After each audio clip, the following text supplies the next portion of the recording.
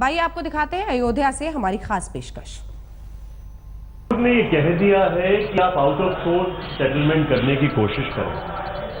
आप ये कोशिश करें कि आप हमारे पास कमी आए पहले खुद निपटाएं।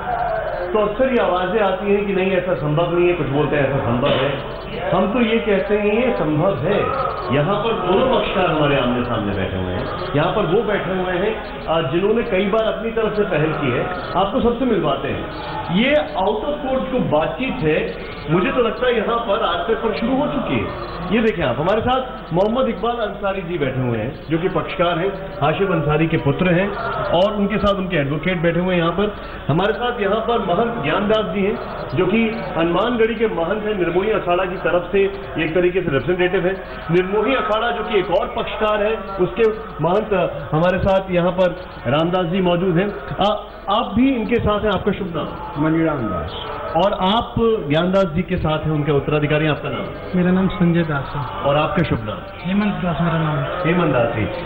ये शुरू करते हैं हम लोग सबसे पहले। फारिक साहब से कई बार बातचीत की, आप कहीं आमने सामने बैठे ज्ञानदास जी, और अभी उनके पुत्र यहाँ पर बैठे। तो जो बातचीत है उसकी शर्तें क्या है, या बातचीत है तो वो कैसे आगे बढ़ रही है? ये मंदिर और मस्जिद मामले को उलझा दिया गया है। इसको सुलझाने के लिए हम आदरणीय हाशिम अंसारी जी नहीं हैं, उनके साथ निर्मोही अखाड़ा के श्री रामदास जी बैठे हैं, इनके प्रतिनिधि के रूप में इस पर पहल कर चुके हैं।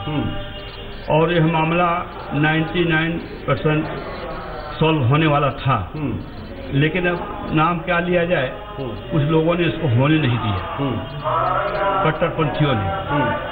यह मामला आगे नहीं बढ़ पाया।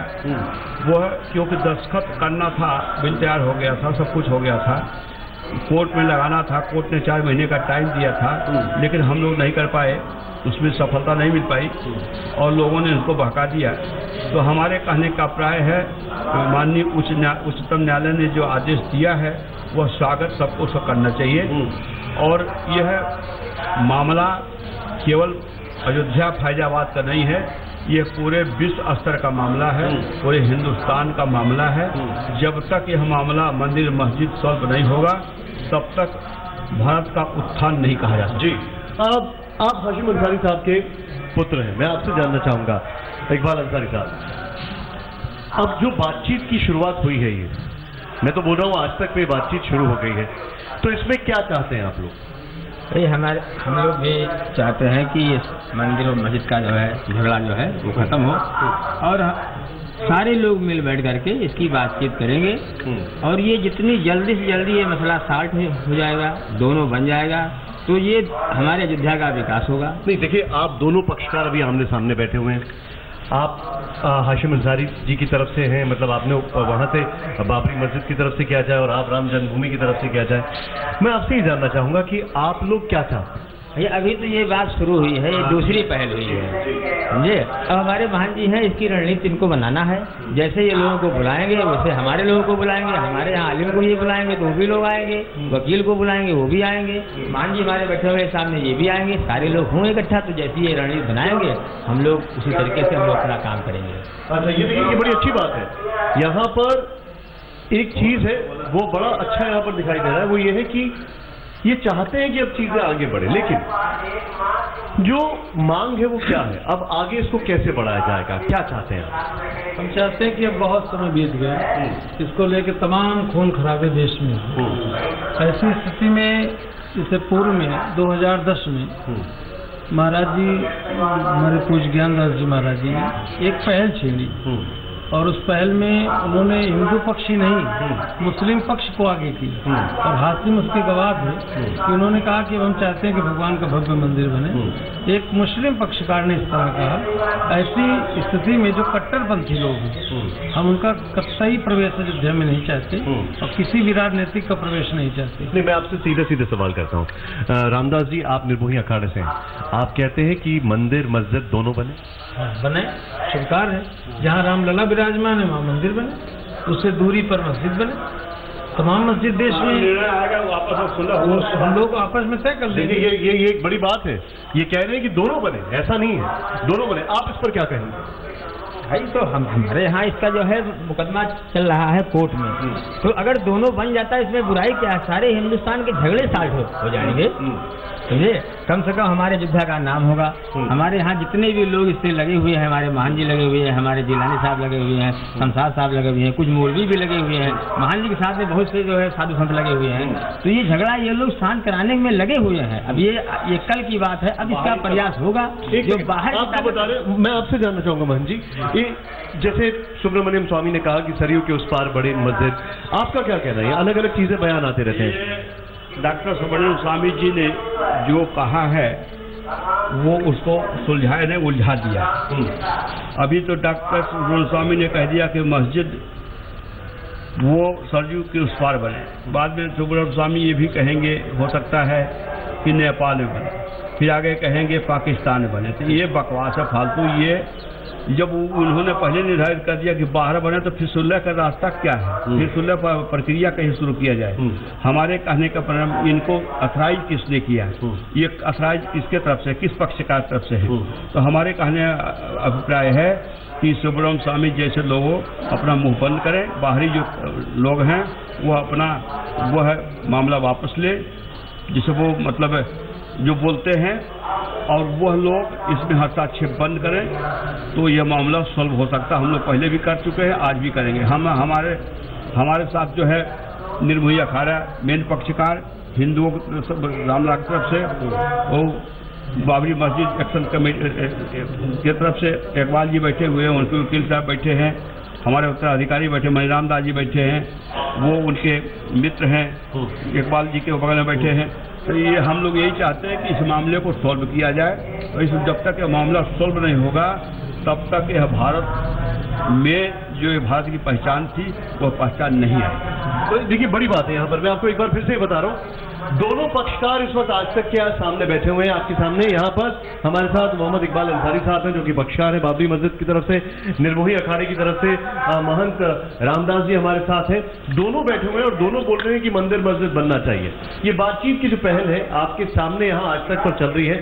मैं आपसे जानना चाहूंगा, आप मुझे बताइए कि अगर मंदिर मस्जिद दोनों की बात हो रही है, आपका इस पे क्या कहना है? दोनों बनना चाहिए और दोनों को साथ में सहयोग करना चाहिए? हाँ, दोनों आदमी हिंदू मिलकर मस्जिद बनावे और मुसलमान भी सहयोग दे मंदिर बनने के लिए। दोनों आदमी मिलकर सहयोग दे। ये तो आपने एक कदम आगे बढ़ के बात बोली। आप महंत ज्ञानदास जी के उत्तराधिकारी हैं। वाकई में ये वाकई में ताली बजाने योग्य बात जो आपने की है। वाकई में आपसे मैं जानना चाहूंगा, इस पूरे विवाद की जड़ ये है कि पहले पहल कौन करेगा? अब कौन पहल कर रहा है इसमें, ये बताइए। आपस में जो है पहल तो हमारे पूज्य श्री महाराज जी महंत ज्ञानदास जी महाराज कर ही रहे हैं। बात दोनों पक्षों को यहाँ पे आपके सामने है। निर्मोही अखाड़ा के श्री महंत रामदास जी हैं और हाशिम अंसारी जी के सुपुत्र जी हैं यहाँ पे, और आपस में जो बैठ के आपस में ये बातें हो रही है, अपने आप में ये संकेत दे रहा है कि दोनों पक्ष चाह रहे हैं महाराज जी के नेतृत्व में इसको संपन्न करना, इसका निस्तारण हो, लेकिन बाहरी जो लोग हैं अराजकता तो ना आए। बिल्कुल, मैं आपसे एक समझना चाहूंगा, जो हम बात करते हैं यहाँ पर इस पूरे मामले में कि मंदिर कब बनेगा, यानी कि अब ये भी बोलना शुरू हो गया है कि मंदिर और मस्जिद अब कब बनेंगे, ये कहा जाए? मंदिर मस्जिद जल्दी जल्दी जो है अयोध्या में बन जाना चाहिए। दोनों बनना चाहिए जी। अच्छा, मैं अब एक चीज जानना चाहूंगा यहाँ पर। देखिए बड़ी अच्छी चीज है यहाँ पर, ये हम यहाँ पर दोनों पक्षकार के बीच में बैठे हुए हैं और दोनों एक एक बात कह रहे हैं यहाँ पर जो कि मानने योग्य है। सीधे में यहाँ पर जो अब सवाल खड़ा ये होता है कि ये होगा कैसे, इसका सल्यूशन क्या है, कैसे इसका निष्कर्ष निकलेगा, ये हम समझने की कोशिश करते हैं। और ये आप वकील हैं इनके इकबाल अंसारी साहब के, मैं आपसे जानना चाहूंगा कैसे होगा ये? देखिए, ये तो आपका नाम बताइए। रामचंद्र यादव एडवोकेट। जी जी। ये तो बहुत आसान तरीका है। अगर इसमें अराजक पक्ष या नेतागण आक्षेप न करें तो बहुत बड़ी बात नहीं है। नहीं, लेकिन देखिए यहाँ पर चिंता का जो सबसे बड़ा मुद्दा है वो मुद्दा ये है कि आखिर मंदिर कहाँ बनेगा, मस्जिद कहाँ बनेगी, इसमें कौन पहल कैसे करेगा? दोनों की स्थली तो होना चाहिए एक्चुअली यहीं पे। हाँ, बस अगर कहीं किसी को विरोध है तो थोड़ा भिन्न भिन्न जगह स्थान पर हो जाए वही, लेकिन उसी परिसर हाँ, मतलब वही परिसर में भिन्न। ज्ञानदास जी, आपने ये पहल कई बार किया, आप ये कह रहे हैं उसी परिसर में दोनों होना चाहिए। जी, वो उसका परिसर जो है 77 एकड़ का है, उसी परिसर में दोनों का ही निर्माण किया जाएगा, तभी शांति मिलेगी, नहीं तो अशांति रहेगी ही। आप देख रहे हैं यहाँ पर आज तक पर ये बहस शुरू हो चुकी है, बहस नहीं बल्कि ये ऑफ द कोर्ट बात की जाए, आउट ऑफ कोर्ट सेटलमेंट जो है ये आउट ऑफ कोर्ट बातचीत चल रही है। बोल रहे हैं कि उसी परिसर में बनना चाहिए, उसी परिसर में बनना चाहिए।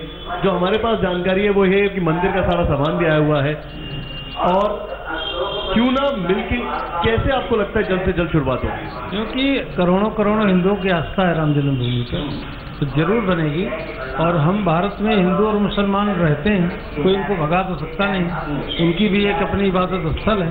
अगर वो मानते हैं तो थोड़ी दूर पर, जैसा महाराज जी ने भी कहा, हम किसी के खिलाफ थोड़ी, लेकिन आक्रांताओं के खिलाफ हम उन मुसलमानों का स्वागत करते हैं जो रहीम और अस्खान की तरह बनकर के भारत में आए, एक आक्रांता के विरोधी। क्या बात है, क्या बात है, वाह वाह, शानदार। मैं आपसे इकबाल अंसारी साहब, ये तो देखिए, आप देखिए दो तरफ से आया है, और ये जो आपके सामने वाले पक्षकार है उनकी तरफ से है। अब मैं आपसे ये जानना चाहता हूँ, आपका भी यही राय है कि मंदिर और मस्जिद उसी परिसर में बनने चाहिए? भाई हम लोग तो जो है तो चाह ही रहे हैं बहुत पहले से कि इसका कोई सुलह समझौता, कोई हल निकल आवे, लेकिन इसमें बाहरी ताकतें ऐसी लगी हुई हैं कि जो इसको सुलझने नहीं दे रही हैं। जैसे अभी सुब्रमण्यम स्वामी ने कहा कि मस्जिद जो है कुल व्यापार बना दो, सरजू उस पार बना दो, तो क्या अयोध्या में मस्जिद नहीं थी? क्या है नहीं? तो जो है ऐसी बात करने वाले ऐसी बात करते हैं कि इसका सुलह समझौता हो ही नहीं सकता जब तक ये लोग ये लोग इसमें से निकाले नहीं जाएंगे। ये मंदिर मस्जिद का समाधान हो ही नहीं सकता। नहीं, लेकिन अब आप ये कहते हैं कि उसी परिसर में दोनों बनना चाहिए? बिल्कुल बनना चाहिए। तो भाई कोर्ट जो है फैसला किया है, डिवाइड किया है, अभी 2010 में इसका फैसला आया है, दोनों का किया है।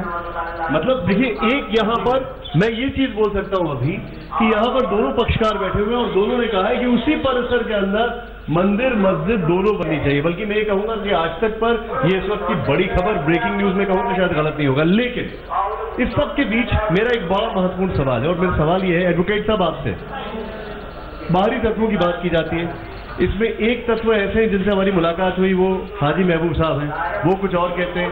तो अब इन सबका इंटरफेरेंस, एक तरफ है सुब्रमण्यम स्वामी, इन सबका इंटरफेरेंस कैसे बंद होगा? ऐसा है, जब तक इन पे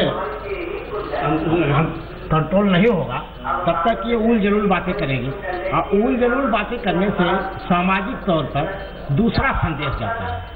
जब दूसरा संदेश जाएगा तो हम दोनों के बीच में सुलह समझौता होने नहीं देंगे। इसलिए ये जो कट्टरपंथी है, चाहे वो हिंदू धर्म के हो अथवा मुसलमान, हम इन चाहते हैं कि ये हमारे बीच में पड़े ही न, दिखाई नहीं पड़े। अच्छा, मैं एक चीज जानना चाहता हूँ आपसे, ज्ञानदास जी, मैं ये आपसे भी जानना चाहूंगा ये कि आप चाहते हैं कि कोई, आप अब देखिए यहाँ पर तो ये सभा लग चुकी है, लेकिन क्या आप ऐसा चाहते हैं कि कोई बीच में केंद्र सरकार की तरफ से या सुप्रीम कोर्ट की तरफ से मीडिएटर आए जो फाइनली इस चीज को आगे बढ़ा के जाए? नहीं, इसमें तो आदरणीय प्रधानमंत्री जी को पहल करना चाहिए, और अगर स्वयं नहीं कर सकते तो किसी को वो नियुक्त कर सकते हैं, लेकिन न्यूट्रल हो, वहाँ न्यूट्रल हो, किसी तरह से पक्ष, मतलब वो किसी का पक्ष न ले, और हम लोगों का वो सुने, और हम लोगों को जो पीड़ा है या क्या उत्साह है उसको वो देखे, उस तरीके से वो जा करके सुप्रीम कोर्ट में दे। अगर नहीं सुप्रीम कोर्ट के जस्टिस स्वयं अगर आवश्यकता पड़ेगा तो उनका भी हम लोग सेवा लेंगे राम जन्मभूमि और बाबरी मस्जिद के लिए। तो हो सकता है कि उनको भी हम लोग यहाँ स्वागत करें, या वो कहेंगे तो हम लोग वहीं दिल्ली भी जा सकते हैं और सुप्रीम कोर्ट भी जा सकते हैं। ये कोई बड़ी बात नहीं है, लेकिन ये जो लोग हैं जो उलझाने वाले हैं, इनको पहले इनके ऊपर कड़ाई किया जाए, इनको शिकस्त किया जाए, और इनको जो है उस तरीके से रोका जाए जिससे भी विवाद को यह सॉल्व नहीं करने दे रहे हैं, इसको और विवादित बना रहे हैं। एक चीज मैं समझना चाहूंगा यहाँ पर, और ये मसला पहले भी कई बार बड़ा नजदीक आते आते अटक गया, रुक गया। उससे क्या सीख मिलती है, क्योंकि अब मौका बहुत बड़ा है, क्योंकि सुप्रीम कोर्ट ने कहा है कि आप इसको बाहर सुलझाएं। क्या सीख मिली है उससे? अगर पहले भी कई बार कोशिश की गई, ज्ञानदास जी ने मुलाकात की कई बार आपके पिताजी से, क्या क्या दिक्कतें तब आई थी और जो आपको लगता है उनसे अब निपटा जा सकता है कि अब वो सब ना आए जिससे कि मामला आगे बढ़ जाए? अरे जब अब इस वक्त जो है समाज जो है जुड़ रहा है, अब धीरे धीरे, अभी तो ये कल की बात है, अभी जो है हम लोग भी अपना आदमी जोड़ेंगे, महान जी भी अपना आदमी जोड़ेंगे।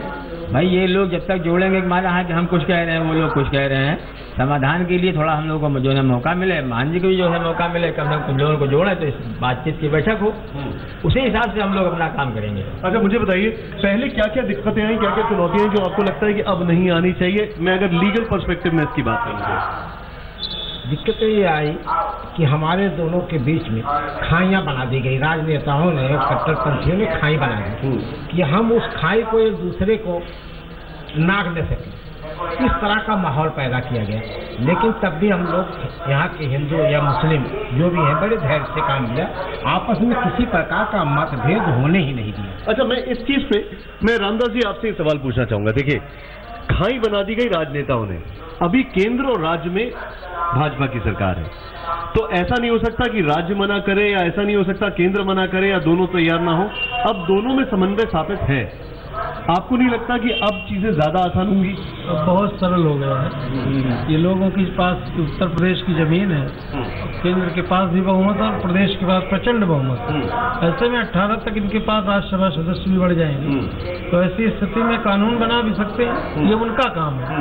क्योंकि भारतीय जनता पार्टी का जन्म ही राम जन्मभूमि से हुआ, नहीं तो इनके तो अस्तित्व ही देश में नहीं था। ऐसी स्थिति में इनको तो बहुत आगे, बहुत पहले आ जाना चाहिए, बहुत देर कर दिया। अच्छा ये मैं, क्योंकि यहाँ पर बड़ा सवाल मैं चाहूंगा मेरे कैमरामैन जो है मदन जी वो थोड़ा इस तरफ आ जाएं, मैं एक चीज आपसे समझना चाहूंगा, वो ये है कि अगर हम बात करें इस पूरे मामले में, पहले आपने हाशिम अंसारी साहब से कई मुलाकात की, आपके सामने कौन कौन सी चुनौतियां आई जो आपको लगा कि बात बनते बनते रुक गई, लेकिन अब आप नहीं चाहते वो सब अटके? जो चुनौतियां पहले आई थी आज भी वो आना चाहती है। अच्छा, आ रही है। हाँ। जैसे डॉक्टर सुब्रमण्यम स्वामी ने बयान दिया कि सरजू उस पार, यही सब चुनौतियां थी उस तरीके से।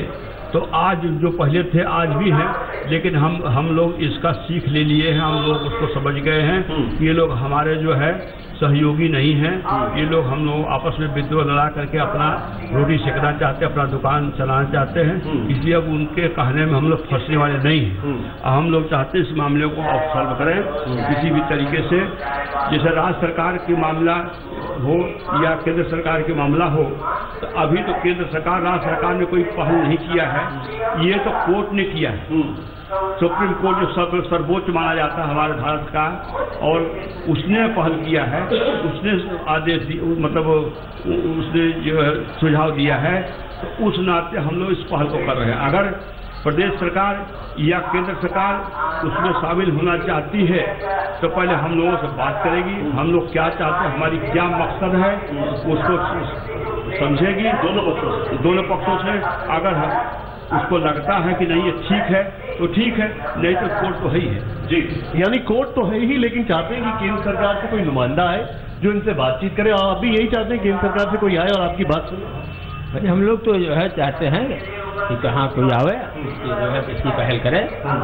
तो ये तो खाली अभी हम लोग जो है आपस में ही जो है सलाह कर रहे हैं। अभी कल ये कि जो है कोर्ट का जो है एक राय जो है आई है, तो हम लोग ये सोच रहे हैं कोई आएगा तो बातचीत आगे बढ़ेगी, नहीं हम लोग अपना बात जो है आगे चलाएंगे, अपनी बात आगे चलाएंगे। केंद्र का कोई इसमें बीच में आए। साधु दोनों पक्षकार इस वक्त हमारे सामने बैठे हैं, वो व्यक्ति जिन्होंने हाशिम अंसारी साहब से इस मसले को सुलझाने की कई बार कोशिश की, महंत ज्ञानदास जी, वो हमारे साथ बैठे हैं। जो चीजें सामने आई हैं वो आपको एक बार बता दूं। पहली चीज तो ये है कि ये दोनों पक्ष चाहते हैं कि उस प्रांगण में राम मंदिर और मस्जिद दोनों बने, एक चीज। दूसरी चीज ये चाहते हैं कि केंद्र की तरफ से कोई इसमें आए, मध्यस्थता करे, लेकिन इनका ये कहना है वो मध्यस्थता करने से पहले जो तीसरी चीज है वो ये है कि मध्यस्थता करने से पहले सबकी अपनी अपनी राय सुने, सबसे मंत्रणा करें, सबसे बातचीत करें और फिर मध्यस्थता के लिए आगे आए। और चौथी चीज जो कि सबसे अहम है, वो ताकतें इसमें कतई ना आए जो कि इस मामले को बिगाड़े, जो एक्सट्रीमिस्ट हो, जो कि कहीं ना कहीं इस पूरे मामले को अपने निजी स्वार्थ के लिए आगे बढ़ाने की कोशिश करें। मुख्य द्वार है, उसी पर हनुमान जी विराजमान हैं। इसको पहले हनुमान टीला कहा जाता था। ये सब पहले अयोध्या जीर्ण हो गई थी, तो ये पूजा पाठ पद्धति चलती रही शुरू से ही। लेकिन इसमें जब ये नवाबी जमाना आया तो नवाबों ने, जिसे सबसे पहले, जैसे हमको जो जानकारी हमारे पास जो तामपात्र है, वो अकबर बाद सबसे यहाँ नवाब हुए, उन्होंने 6 बीघा इसके विस्तार के लिए, बढ़ाने के लिए और जमीन दी है। उनके उत्तराधिकारी बराबर सब कुछ न कुछ देते ही रहे हैं। और आपने कैसे, और उसके बाद उसके पूर्ति के लिए हम लोग वहाँ एक हमारा ये अरगड़ा पर मस्जिद है, वो शाही मस्जिद, वहाँ संतों ने मस्जिद बनवाया और मस्जिद बनवा करके वो मुसलमान भाइयों को नमाज अदा करने का या अपना पूजा पद्धति शुरू करने के लिए हम लोगों ने वो किया। आज भी वो बरकरार है। आप कुछ दिन पहले हम लोग यहाँ रोजा अवतार करवाए थे, लेकिन हमारे जो है मित्र हैं वो बाबू भाई ने अपने मस्जिद के सामने अपने घर पर ही हनुमान चालीसा का पाठ कराया था। एक गंगा जमुनी तहजीब के तरीके से हम लोग हैं। अयोध्या में कभी हिंदू मुस्लिम राइट नहीं हुआ और यह लोग आपने यहाँ पे रोजा इफ्तारी करवाई जी अपने यहाँ इसी पर चल। ये बहुत बड़ी बात है। देखिए, यहाँ पर रोजा इफ्तारी कराई और फिर इन्होंने और इनके कई और इनके साथ जो लोग थे, उन्होंने बाबू भाई के घर पे हनुमान चालीसा पढ़ा। ये आप क्या कहेंगे इस चीज को? ये वाकई में बड़ी रोचक चीज है। लेकिन यहाँ पर अंसारी साहब हमारे साथ। अंसारी साहब, पहले आप लोगों को यहाँ पर अयोध्या दर्शन कराने लेके जाते थे, मुझे पता लगा कि आप भी लोगों को मंदिर लेके जाते थे। हाँ, इससे 5 साल पहले मैं टैक्सी चला रहा था। तो हमारी खुद की गाड़ी थी, तो हमने बहुत से यात्री को, टूरिस्ट को कराए हैं दर्शन। क्या बात है। देखिए, ये एक और खूबसूरत चीज है, कितनी प्यारी बात है। और आप सुन के हैरान होंगे, ये संत समाज के जितने भी लोग हैं, मैं कहूंगा जरा इनके पैरों की तरफ देखें आप। इनके पैरों की तरफ अगर मैं बात करूं, तो सबसे गौर करने वाली बात है, जो खड़ाऊ ये पहनते हैं, अयोध्या में कई मुस्लिम परिवार ऐसे वो खड़ाऊ बनाते हैं। ये बड़ी खूबसूरत बात है। इतना ही नहीं, हमारे एक सहयोगी माला भी बनाते हैं। हाँ, भगवान को जो माला बनाई जाती है वो भी बनाते हैं। और इतना ही नहीं, मेरे पास जो जानकारी वो ये है कि मेरे एक सहयोगी ने मुझे बताया, पीयूष ने, कि जो भोलेनाथ को जो अगरबत्ती मज़ारों में चढ़ाई जाती है, वो भोलेनाथ की अगरबत्ती होती है। बड़ी सुंदर बात है। सर, ये जो गंगा जमुनी तहजीब जो है, अब वक्त नहीं आ गया, आपको लगता है कि भाई इतना ज्यादा संस्कारी जगह है, ये सब छोड़ के सब एक साथ बैठे और बस बहुत हो गया ये झगड़ा फसाद? अयोध्या में तो सभी धर्मों के लोग आते हैं और सभी धर्मों के यहाँ मंदिर मठ स्थापित हैं। यहाँ पर जैन मंदिर भी है, यहाँ गुरुद्वारा है, यहाँ मस्जिदें हैं, यहाँ मंदिर हैं, यहाँ सब है। और यहाँ तक कि मंदिरों में जो फूल हैं और जो भगवान की पोशाकों का काम है, जो उनके वस्त्र बनते हैं, वो भी मुस्लिम सिलते हैं। और मुस्लिम अपने रिक्शों में, ऑटो रिक्शों में हिंदू दर्शनार्थियों को दर्शन कराते हैं मंदिर में। यहाँ तो अयोध्या तो मैत्री का भाव हमेशा रहा है। अच्छा, बड़ी खूबसूरत बात है। आपका नाम क्या है? मोहम्मद इकबाल अंसारी जी। आप कौन है? पेशकार। आपका नाम क्या है? मुझे यादव एडवोकेट। और आप क्या हैं? इनके एडवोकेट? मैं मोहम्मद इकबाल के। और आप इनके मित्र हैं? जी। देख रहे हैं आप, इनके मित्र एक हिंदू, वो इनके एडवोकेट, और वो इनके लिए केस लड़ रहे हैं। और आप केस लड़ रहे हैं बाबरी मस्जिद की तरफ। मैं बाबरी मस्जिद की तरफ से इस समय तो केस सुप्रीम कोर्ट में है, वहाँ दूसरे अध्यक्ष हूँ। मैं इनका पर्सनल घर का फैजाबाद जनपद का अध्यक्ष हूँ। तो मुझे बताइए, आपको क्योंकि आप एक ऐसे इशू से जुड़े हुए हैं जो पूरा देश देखता है, तो आपके मन में नहीं आया कि मैं इनके साथ क्यों करूँ? ये तो कोई बात नहीं हुई पूछने का। क्या बात? अरे हमारा खून इनका खून एक ही है। भिन्नता है हमारे शरीर में। तो ताली बजी से ताली बजी से तो हम उस रज को अलग थोड़ी कर सकते हैं। इसलिए हमारे इनके बीच में कोई ऐसी भिन्नता नहीं है कि हम एक दूसरे से अलग। हम तो कंधे से कंधा मिला करके एक दूसरे। अभी आपको बताना चाहूंगा, इनके बेटे की शादी हुई थी। आप देखिए, ठंडा हवा चल गया। अरे हवाओं का रुख भी बदल रहा है जब मोहब्बत की बात होती है। मुझे एक बात बताइए, अभी आपके बेटे की शादी हुई थी, आप हमें बता रहे थे उसमें कितने लोग आए थे और कौन कौन थे? भाई हमारे यहाँ जन्मभूमि पुजारी जी महाराज सुरेंद्र दास जी गए हुए थे और इससे पहले भी साधु गए थे, तो तमाम साधु संत गए, मान ज्ञानदास जी खुद गए थे। हमारे घर पे जो है ये बैठे हुए हैं रामदास जी, ये भी जाते हैं। बाकी यहाँ हमारे यहाँ अयोध्या में साधु संतों में कोई मत जो है बुराई नहीं है। देखिए आप देखिए इनके बेटे की अभी शादी हुई है, उसमें हिंदू समाज के साधु संत भी गए थे और इनकी तरफ से भी लोग आए थे। मेरे पास ये आप थोड़ी देर पहले हमें बता रहे थे केंद्र सरकार अगर पहल करना चाहती सही में, तुरंत इस मामले को सॉल्व करना चाहती है, तो बहुत पहले एक कोटा कानून यहाँ आया था अपराधियों के लिए, कांग्रेस ने बनाया था। उस समय भी राज्यसभा में ये अटल बिहारी जी का बहुमत नहीं था, लेकिन एक कानून ये जिसे हमने सुना जो देखा, लोकसभा में एक मीटिंग बुलाई गई और उसके आधार पर, बहुमत के आधार पर वह कोटा कानून खत्म कर दिया गया। तो अगर कानून बनाना चाहते हैं मंदिर मस्जिद का मामला सॉल्व करने का, तो ऐसा कर सकते हैं। अच्छा, ये तो कानून बनाने की बात हो गई जो अभी रामदास जी ने भी जिक्र किया। मुझे एक बात बताइए, हम हिंदू मुस्लिम की जो यहाँ पर एकता है उसके बारे में बात कर रहे हैं, क्या ये बात सही है कि आप इनके बड़े बेटे की, इकबाल अंसारी के बड़े बेटे की शादी में गए? हाँ, उनके बारात में गए थे, वहाँ जो है गोसाईगंज में उनका बारात था, वहाँ गए थे, रात भर रहे, और वहाँ जो है हमारा बहुत स्वागत हुआ। हिंदुओं ने चढ़ बढ़ करके बहुत स्वागत किया, हमको बहुत अच्छा लगा।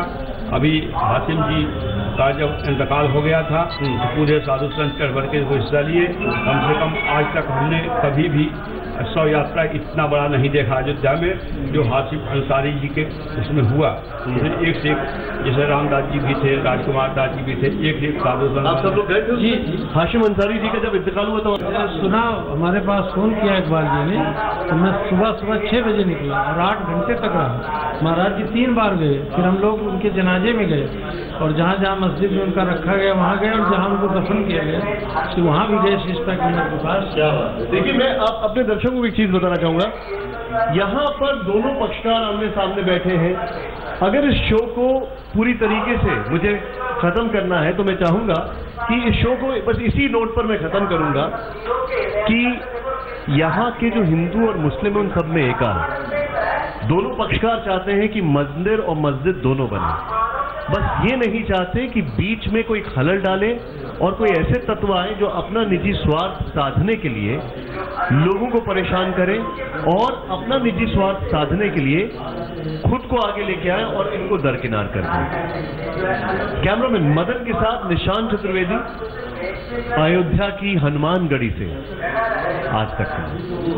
आज तक ने की पहल दोनों ही पक्षकारों से अयोध्या में राम मंदिर मस्जिद के विवाद पर बात करने की, और उसमें जो मत सामने आया है वो लगातार हमने आपको दिखाया। इसी पर हमने प्रतिक्रिया ली है सुब्रमण्यम स्वामी की। हमारे साथ मौजूद हैं सुब्रमण्यम स्वामी साहब, आइए उनसे बात करते हैं।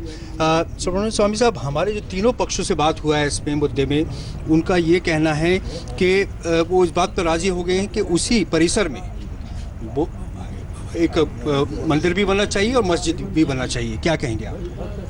अब वो कोर्ट में इसकी अपना एफिडेविट फाइल करें और हम बहस करके बताएंगे कि हो सकता है नहीं हो सकता। मेरी राय में इसमें कई आयाम हैं।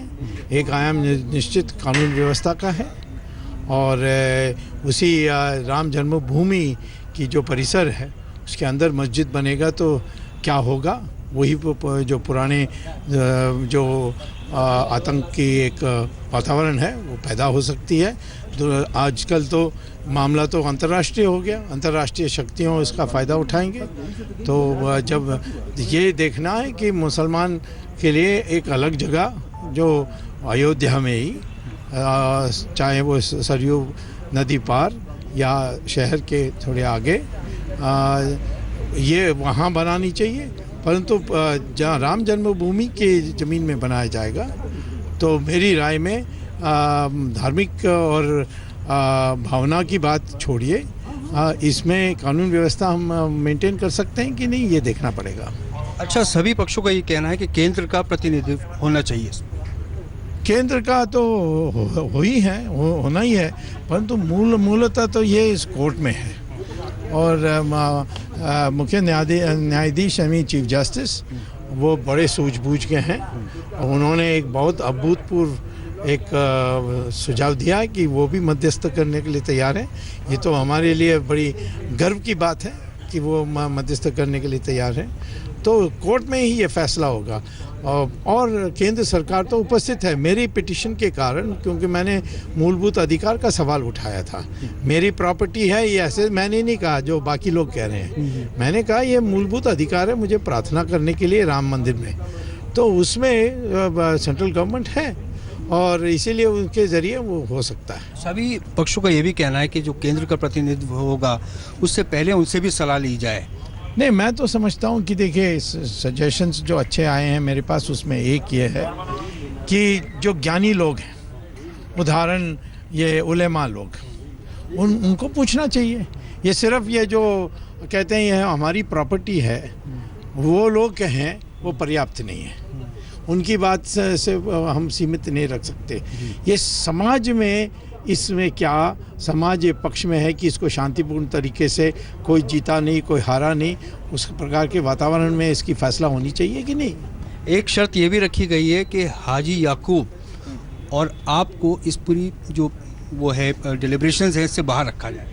नहीं, वो तो मुझे वहाँ आने के लिए कोई ज़रूरत ही नहीं है। मैं समझौता करने के लिए इसमें दिलचस्पी मेरी नहीं है। मेरा मूलभूत अधिकार के लिए मैं आया। हाँ, वो को तय कर नहीं सकते कि कौन बाहर रखा जाएगा, वो तो कोर्ट तय करेगा। हाँ, इनको हो सकता है डर लगता है कि मुझे इतना कानून पता है कि मैं इनको रस्सी में बांध के एक कोने में बैठा दूंगा। अगली रिपोर्ट का रुख करते हैं स्पेशल रिपोर्ट में। योगी आदित्यनाथ ने आज जबरदस्त एक्शन में वो दिखे पूरे उत्तर प्रदेश में। एक तरफ बूचड़ खानों को बंद करने का जो काम है, 2 दिन में 12 बूचड़ खाने, लेकिन एंटी रोमियो स्क्वाड आज एक्शन में दिखा। देखिए।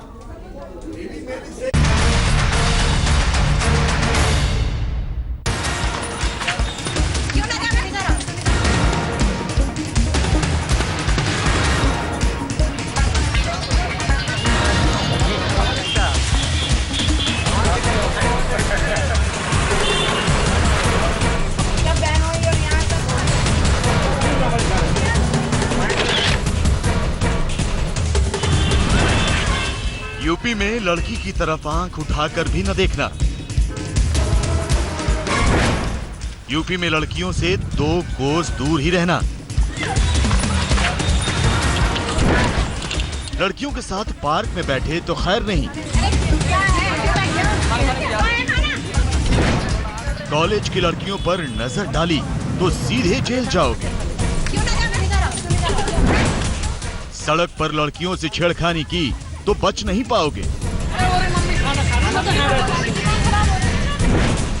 क्योंकि यूपी में घूम रहा है एंटी रोमियो स्क्वाड। तो अब से अभी से यूपी में जितने भी मंचले हैं हो जाएं सावधान, वरना जो तस्वीरों में दिख रहा है ठीक वैसा ही होगा अंजाम। क्योंकि यूपी के योगी राज में अब लड़कियों की तरफ गलत निगाह से भी देखना गुनाह है। तो आइए आपको पूरे यूपी की तस्वीरें दिखाते हैं। ई रिक्शा में बैठकर जा रही ये लड़कियां किसी स्कूल या कॉलेज की छात्रा नहीं है, बल्कि ये लड़कियां बुलंदशहर पुलिस की कांस्टेबल हैं। ये एंटी रोमियो स्क्वाड टीम की हिस्सा हैं और ये महिला कांस्टेबल निकल पड़ी हैं अपने मिशन पर।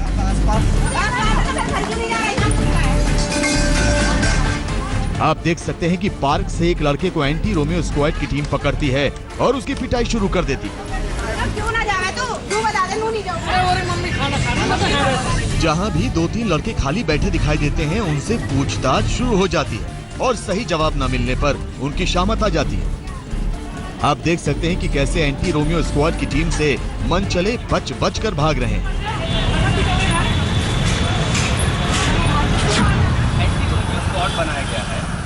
तस्वीरें मेरठ की हैं। आज तक की टीम एंटी रोमियो स्क्वाड के बारे में लड़कियों से बात कर रही थी कि अचानक कुछ लड़के लड़कियों पर कमेंट करते हुए मोटरसाइकिल से निकले। ये ऐसे लड़कों का हुजूम जाता है मोटरसाइकिलों पर और कमेंट पास करते हैं। हम यहाँ जब तक बात कर रहे थे इन छात्रों के साथ, ये गाड़ियों से लोग गुजरे और चिल्लाते हुए निकले, कमेंट पास करते हुए निकले। और ये वो तस्वीरें हैं जिसकी वजह से क्यों आखिर एंटी रोमियो स्क्वाड का गठन करना पड़ा, या ऐसी फोर्सेस की जरूरत क्यों है। आइए उन लड़कों के पास ही चलते हैं और ये जानने की कोशिश करते हैं कि आखिर इस तरह के कमेंट करने के बाद क्या हुआ। ये देखिए भाग रहे हैं यहाँ पर। जैसे हम उनके पास जाने की कोशिश करती है जानने के लिए कि आखिर इस सड़क चलते हुए कमेंट पास करना क्या मिलता है इससे, और भाग खड़े हुए यहाँ पर 3 लड़के एक साथ। पहला ही गैर कानूनी काम कि एक साथ एक बाइक पे 3 लोग सवार होते हैं और उसके बाद सड़क पे चलते हुए लड़कियों पर कमेंट पास करते हैं, और जब आप उनके पास जाइए तो यूं भाग खड़े होते हैं।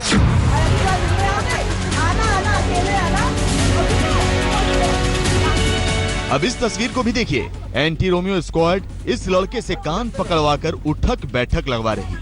यहाँ मंचलों के खिलाफ पार्कों और ऐतिहासिक इमारतों में मिशन मजनू चलाया जा रहा है। और ये देखिए पार्क में लड़का लड़की बैठे हैं। एंटी रोमियो स्क्वाड उन्हें पकड़ लेता है और लड़के से पूछताछ शुरू होती है। क्या नाम बताया? पिता का नाम? लड़के का नाम, पता और पिता का नाम पूछा जाता है और फिर एक पुलिस वाला लड़के का मोबाइल से फोटो भी खींचता है। तस्वीरें लखनऊ की हैं। रोड के रोमियो को तलाशने स्क्वाड निकली तो एक लड़का और लड़की पकड़े गए। पुलिस ने फौरन रोमियो को पकड़ा और सीधे थाने भेज दिया। लखनऊ में एंटी रोमियो स्क्वाड कितने जबरदस्त एक्शन में है, आज तक की टीम ने भी इस कार्रवाई को देखा।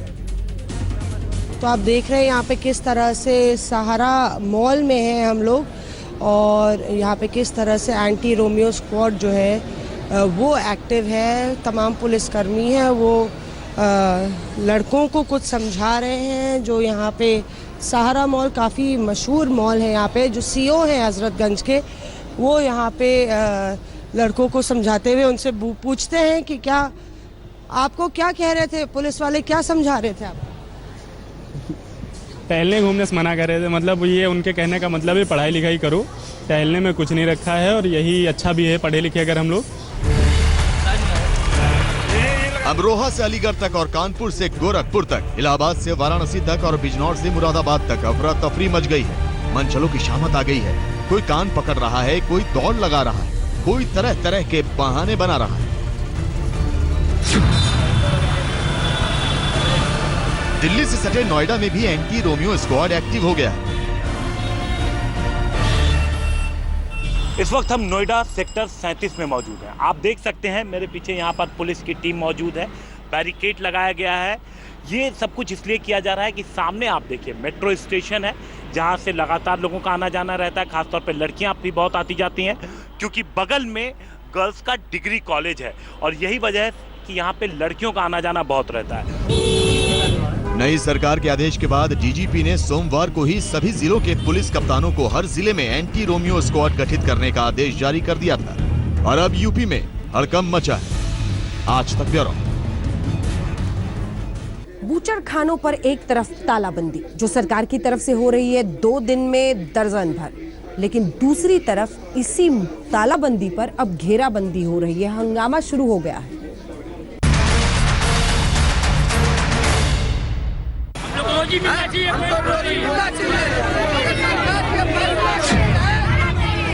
तस्वीरें मऊ की हैं। लोग बूचड़ खाने के सामने हंगामा कर रहे हैं और कह रहे हैं कि योगी सरकार से उन्हें कोई दिक्कत नहीं है, लेकिन उन्हें रोजी रोटी चाहिए। हम आपको बता दें कि नगर पालिका ने मऊ जिले में चल रहे बूचड़ खाने पर ताला लगा दिया। कानपुर में बूचड़ खानों पर छापेमारी शुरू हुई तो लोगों ने एसपी विधायक इरफान सोलंकी का घर घेर लिया। इरफान सोलंकी ने लोगों से कहा कि घर उनका नहीं, मुख्यमंत्री का घेरो। हाथरस में पुलिस ने जिले के सादाबाद में अवैध रूप से मीट बेचने वालों के खिलाफ अभियान चलाया और उन्हें दुकानें बंद करने और सख्त कार्रवाई की चेतावनी भी दी। आज तक ब्यूरो। इसी के साथ स्पेशल रिपोर्ट में इतना ही, लेकिन देश दुनिया की बाकी खबरों के लिए आप देखते रहिए आज तक।